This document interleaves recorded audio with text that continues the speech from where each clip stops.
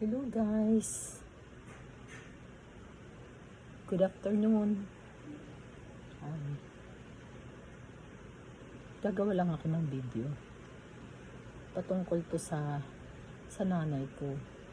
Alam niyo yung nanay ko, ano na siya, yung malimutin na siya. Kaya nga siya pinayagang umuwi nga eh. May lang siya nasa Amerika. Ngayon umuwi siya dahil gusto niyang umuwi. Kasi nalulungkot siya doon.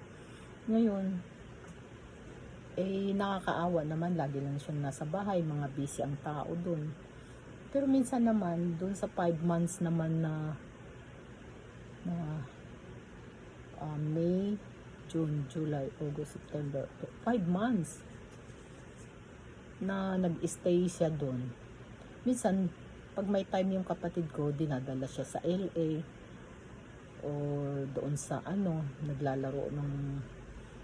naglalaro sa casino.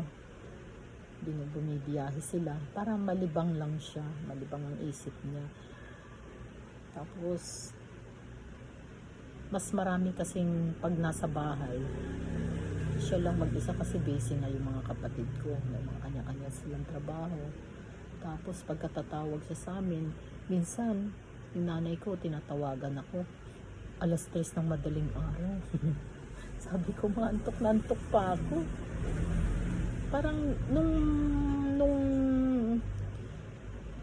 matagal na kasi siyang pabalik-balik sa Amerika.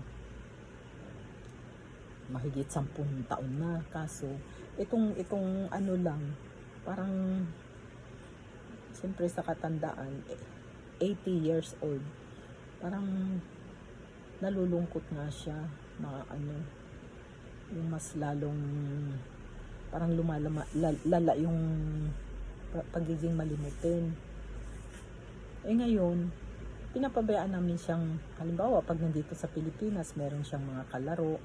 Halimbawa, sige, yung sa tong-its, gano'n. Or mahjong.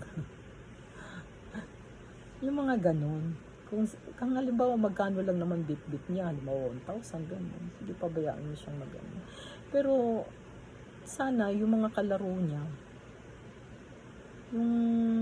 kasi malimutin na yung nanay ko. Huwag nilang ibaon sa utang. Kasi kung yung katwiran nila nangihiram, madali naman yung sabihin wala eh.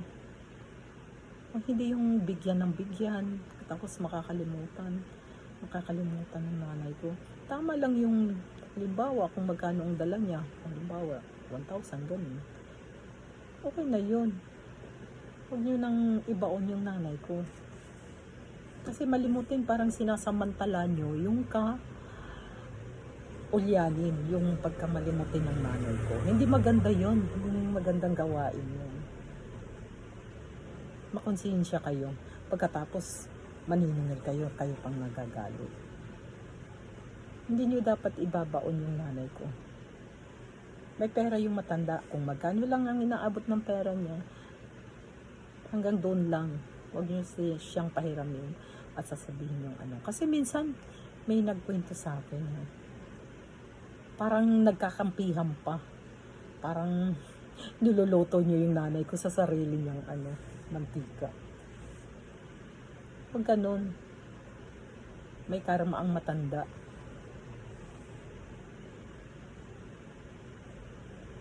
Okay. Yun lang. Pakiusap. Bye-bye.